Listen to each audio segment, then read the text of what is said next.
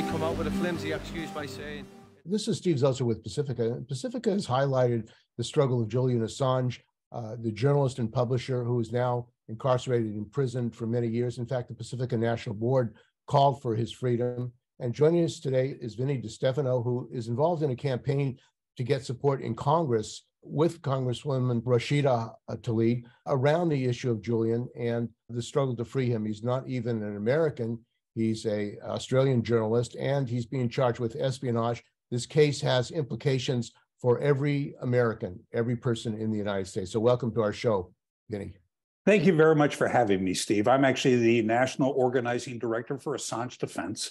It is a collection of activists here in the United States that have been working for the last 5 years to see this case halted. Julian sits in Belmarsh prison, which is the equivalent to Guantanamo in Britain. It's one of the harshest prisons that they have there. He's been there for 4 years under incredibly harsh conditions, and yet he's been convicted of nothing.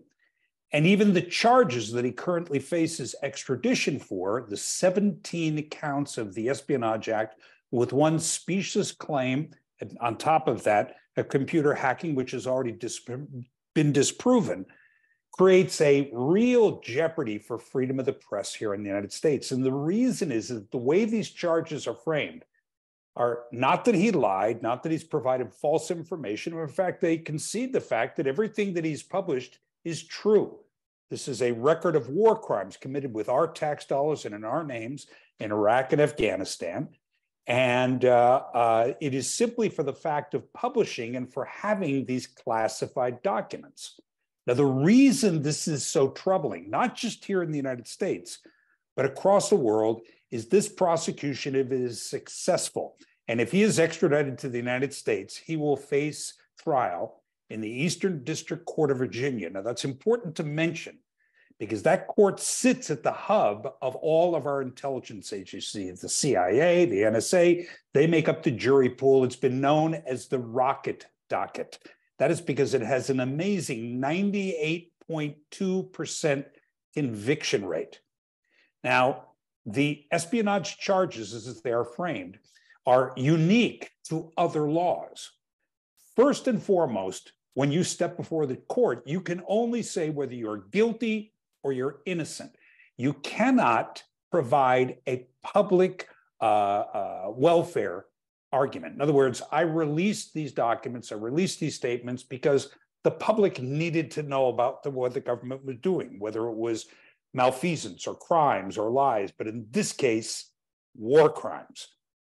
And so he'll be found guilty. Now, what precedent that would set is, you mentioned, Julian Assange is not a US citizen. Julian Assange has never set foot on US soil. He has broken no laws that we know of except these 17 charges he now faces. But if he's prosecuted, it means that any publisher, that would be the New York Times, the Washington Post, or papers around the world. And they've all come out against his prosecution. Those yes, they have. Matter of fact, the 5 papers that he worked with, the New York Times, the Guardian, Le Monde, El País, Der Spiegel, all have issued a letter calling for the Biden administration to drop these charges because, and as we see what's happening in Russia today, a journalist, Evan Gershkovich, has just been arrested. Now, the merits of what Gershkovich did or didn't do are of very little import right now. What is important is that the precedent of taking someone who is not a US citizen and calling for their extradition to stand trial for crimes here in the United States, if this is followed through, and I believe this is the case with this Russian prosecution, it gives a free rein to everyone, say Myanmar or Saudi Arabia.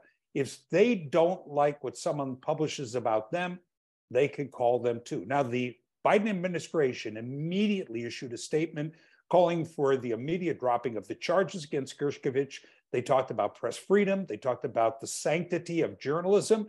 And yet, at the exact same time, in a level of hypocrisy that is mind-boggling, they're still following through in the prosecution of Julian Assange. Now, I want to repeat myself here.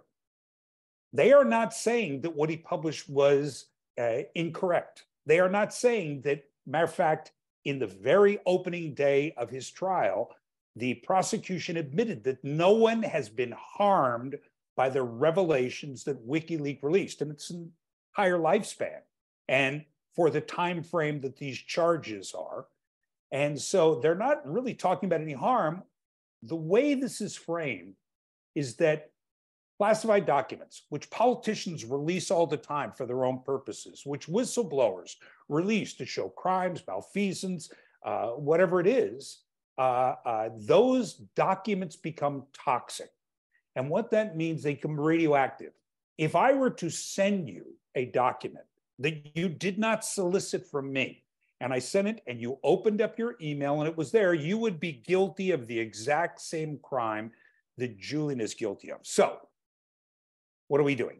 Well, we have all kinds of efforts on this, but Rashida Tlaib has given us an opportunity that I think is epic. And she has written a letter to all of her fellow congresspersons, and she's called on them to call for the Biden administration to drop these charges. Now, Barack Obama chose not to prosecute Julian Assange for something he referred to as the New York Times problem, exactly what I said before, that if he would be found guilty, they could find any other publisher guilty of the same crime, and it would spell the end to freedom of the press and investigative journalism as we know them.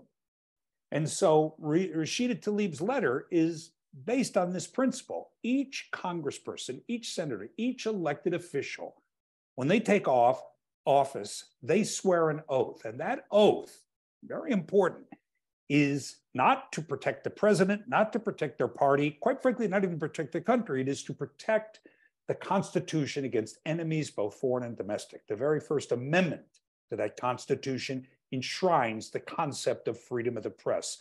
And that is what stands in the dock with Julian, our right to know what our government does in our names. So the fact that she has this letter out there, we are asking all citizens across the country, irrespective of what they think about Julian Assange, because there are many people that hate Julian Assange for a lot of ridiculous reasons, many of them Democrats, because they think perhaps he cost Hillary the election. He didn't. That he was a tool of the Russians. He wasn't. All these things have been proven verifiably false, but we take that off the table. And we say, forget Julian. And quite frankly, forget Evan Gershkovich. Think about the concept of freedom of press. That is what you must call on your elected officials to defend.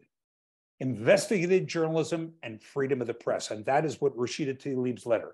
If your listeners would like to, they can go to the Assange Defense website and they can log on to our action page, and there will be a link that can call to their congressmen and their senators to ask them to sign on to the letter. They can also write a letter to the President of the United States, Joe Biden, asking him to drop these charges. Merrick Garland and Joe Biden, our Attorney General and our President, could end this with the stroke of a pen. And so they can also write to Merrick Garland. They can also write to our Secretary of State, Anthony Blinken. They've made a great show of talking about press freedom. They have actually a piece of legislation, the Press Act, which is designed to protect journalists like Julian. They're pushing it through right now. It sits in the Senate. It is yet to pass, but the Biden administration is working on this. And yet at the same time, they are prosecuting Julian Assange to a degree that is just Kafkaesque in the extreme. And in California, there's a Senate race, Adam Schiff, Katie Porter, and Barbara Lee, who presents herself as an anti-war person, although she's supporting the Ukraine war. You think people in California should contact these Congress people and ask them to sign the letter? By all means, and particularly Congressman Schiff. It's mentioned Congressman Schiff used to be my congressman, and he's a blue dog Democrat, and he hates Julian Assange, and for all the wrong reasons. But Barbara Lee, as you correctly pointed out, she was the only person to vote against the Iraq war, but she did vote for this. But I believe that it is incumbent on every person who is thinking about running for higher office that they protect the most precious civil right we have, and that is freedom of the press. All other issues that we face today, whether it's climate change, a woman's right to choose, the carceral problem we have, everything is predicated on the knowledge that the public has about those things. And without a robust and free press, without investigative journalism of the type that was made famous by Ida Tarbell and I.F. Stone, and the revelations that Daniel Ellsberg made with the Pentagon Papers, all of these things would cease to exist if Julian is brought to the United States and prosecuted. And again, so I don't care what you think about Julian Assange, whether you think he's the Antichrist, you should be protecting freedom of the press. And every one of our elected officials who swore that oath to defend the Constitution have a duty to protect freedom of the press, irrespective. And so I would call you, write to them, call them, make appointments to visit and lobby them, and ask them this really important question: do you believe in freedom of the press? And of course, that's a softball question. Every elected official goes, yeah. And I'm for mom and apple pie too. Great. If you believe in freedom of the press, why are you not speaking out in defense of Julian Assange? Because his prosecution is a dagger at the heart of freedom of the press. Now, there's another thing that I'd like to mention about this prosecution. Again, you mentioned earlier, Julian Assange is not a citizen. He's never set foot on US soil. He has broken no US laws other than the way they framed the 1970 Espionage Act. We are setting a horrible precedent that would let any government extradite any citizen who is like Julian, never been in their country, never said anything. But if, for example, I were writing about the junta in Myanmar, if I were writing about an MSB in Saudi Arabia, or Bashar Assad in Syria, and they didn't like what I wrote, even if it was truthful, they too could call for my extradition to their country to stand trial in their legal system, irrespective of whether I set foot on their soil or not. So this is an incredibly important and epic struggle that we all, Democrats, Republicans, Libertarians, Greens, this is not even a left or right issue. This is an issue about our civil liberties. I sit on the ACLU board, and I'm speaking for myself and for Assange Defense today, not the ACLU board, but they realize that this is an important case. It is one that really holds freedom of the press in the balance of those scales that blind justice holds. And every one of us needs to speak out on it. The International Federation of Journalists, IFJ, which represents the largest number of journalists in the world, is supporting Julian for the reason that every journalist is under threat if he's extradited. The News Guild, which represents employees at the Los Angeles Times, and the CWA, which represents communication workers, has not taken a stand yet. Do you think that trade unionists should demand that their unions, particularly the journalist union, take a public stand and support Julian Assange and demand that he be the charges be dropped? I mean, considering that an attack on Julian is really an attack on all journalists. Steve, from your lips to dog's ears, we are actually actively lobbying the organizations you talked about for that very reason. Look, the New York Times, Le Guardian, Le Monde, Der Spiegel, El País, when they came out with a letter, it was a long time in coming, and it even included some of the misstatements about Julian Assange.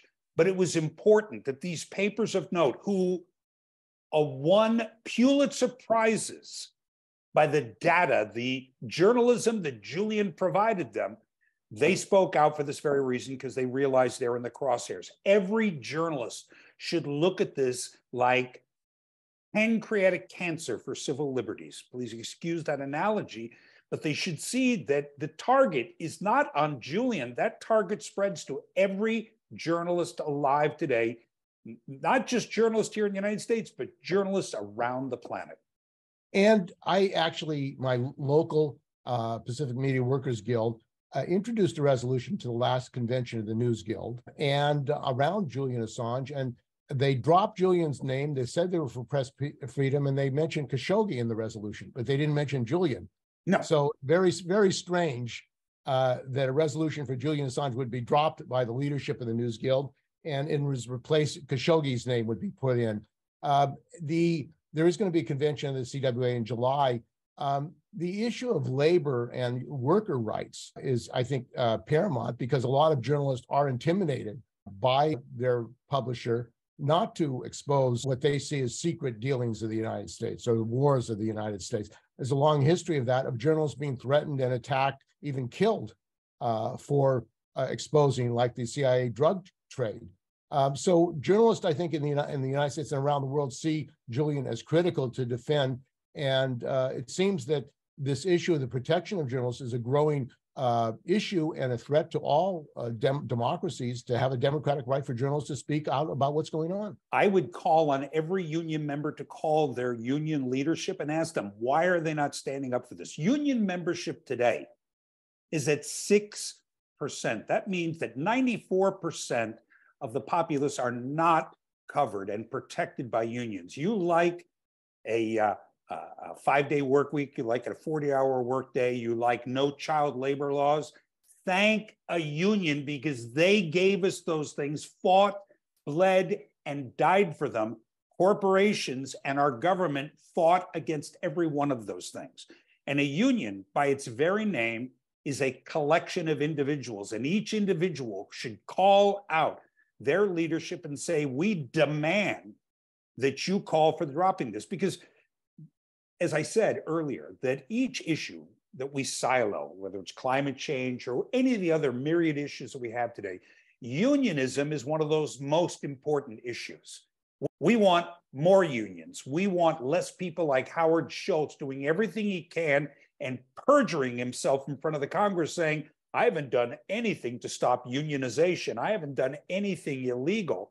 And what we need to do is have more unions. Now, again, as with all of those other issues, without a robust, free, and independent press, unions do not stand a chance. So just like all the rest of us, this is an existential threat to their existence as well. And so I would call on every union member. By the way, I mentioned the Assange Defense website. I want to mention one other thing as well. May 3rd is World Press Freedom Day. We are having actions, Assange Defense, in concert with Don't Extradite Assange in London. That is Stella Assange behind me right there. We are having concerted actions all across the globe to draw attention to the threat to freedom of the press worldwide that Julian's extradition represents. We are having a legal protest at Hollywood and Highland on May 3rd in the afternoon. I would encourage every listener to come. Those who are willing, at an appropriate time, will break away from our march. We will have a die-in for press freedom, right smack dab in the center of Highland and Vine, right there by where they have the Academy Awards, where all of the tourists are. And we are going to do this so that the mainstream press, which has been largely absent from the fight for Julian, but they too stay in the crosshairs, we're going to make it impossible for them to ignore us. And there will be actions like this across the country. So we're on KPFK.